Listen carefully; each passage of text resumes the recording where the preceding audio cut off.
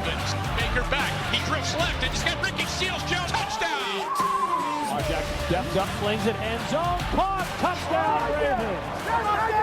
Cut back by Chubb. He's to the 10. He dips outside left. He's going in. Touchdown. Cut back. Here he goes to the 50. Here goes Chubb. He's going to go. Touchdown. Nick Chubb. He's got a hat trick.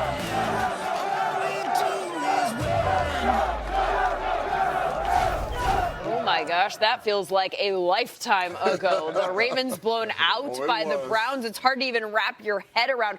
Should I try to wrap my head around it for this week's game? No, absolutely not. That was week 4. This is week 16, 2 different teams. And when you look at the Browns, they're a little in disarray. We don't know where they're going. It's falling apart. They're not probably going to the playoffs. I know mathematically they can still get in, but this is more about the Baltimore Ravens and what they've done and what they've changed offensively. The offensive playbook, when you look at what they're doing with Lamar Jackson, this running game, Andrews, all the receivers, Snead, everybody, they've added, I don't know how much more percent of the playbook from that till now. Like they're running plays and running different formations you haven't even seen. This offensive production is amazing. They're averaging 200 yards on the ground. They wasn't averaging 200 yards in week 4. And then when you look on the other side of the ball, the defense that gave up all those points, this is not the same defense. This defense isn't giving up a lot of points now, but they didn't have that guy right there. Jimmy Smith was hurt. They didn't have Marcus Peters. He wasn't there. Now they got 2 solid corners, and now and when you add Marlon Humphreys to that, they got 3 of the best corners in the league. They also blitz almost 50% of the time. So they smother you up front and they lock you down on the back end, which in my opinion, when you add all that stuff together, the offense, the run game, Lamar, all the different weapons, the defense, and adding all those players, and I'm looking at right now, week 16, what's about to happen? So they're all right. What's about to happen? They're all right. They're doing okay. I mean, look, we've said it a million ways. I knew you like that. The season that Lamar Jackson is having is silly, and you just pointed out it's a lot more than him. But look at what he is doing. Talk about it. His rushing yards this season, 1,103. That is more than 2 teams have on the year, the Jets and the Dolphins. And then there's his rushing touchdowns. Let's go ahead and pan right. That's more than the Lions, the Jets, the Bengals, the Steelers, and the Jaguars. That's his rushing touchdowns. More than now teams. for his first downs, either via the rush or the pass, he has 212. That's more than 4 teams do. The Broncos, the Redskins, the Steelers, and yes, the Jets. Kind of a rough graphic that turned out to be for the Jets. Clearly flattering, though, for Jackson. But you're saying, JJ, that the Browns have a chance? I'm listening. There's a chance. And this is why I want to say there's a chance. First off, after we just scanned that whole board, give Lamar Jackson his MVP trophy. But there's a chance. And the reason why is teams that have played Lamar Jackson more than once have beaten him. And that be the case. Kansas City has beaten him twice.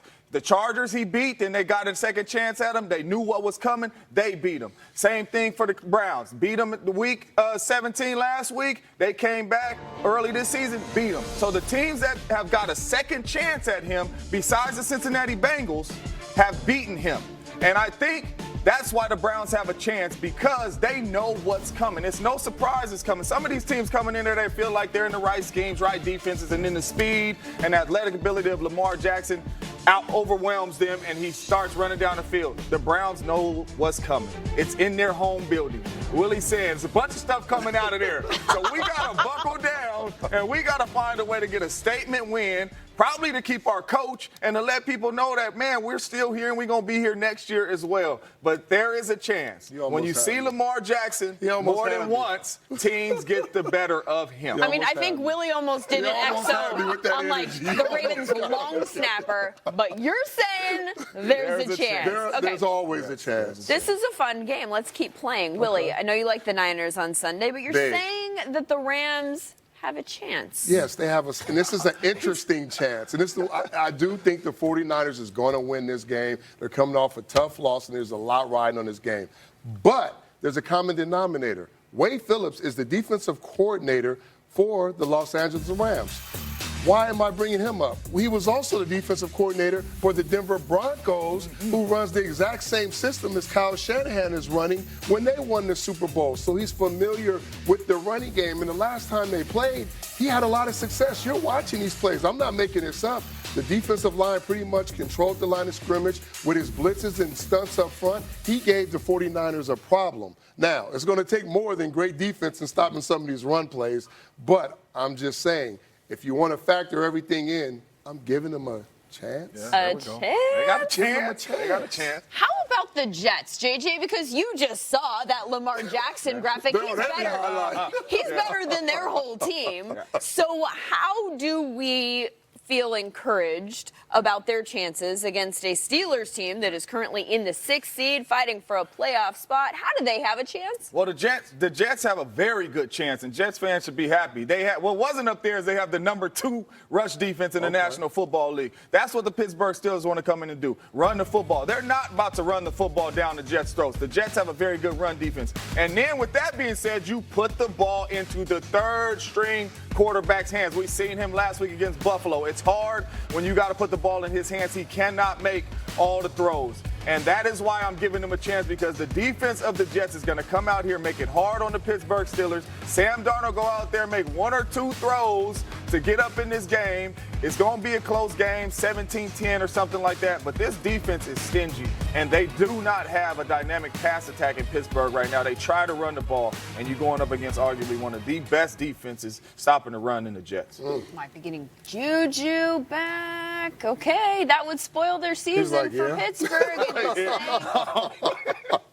That doesn't do much for you. That's what I'm taking away from that response. All right. Stillhead, I don't know anyone who wouldn't want an extra week off from work. I would. I can't think of a single NFL team that wouldn't want a first-round bye. And yet, is it just possible that the Patriots might be better off without one? I want to hear this story.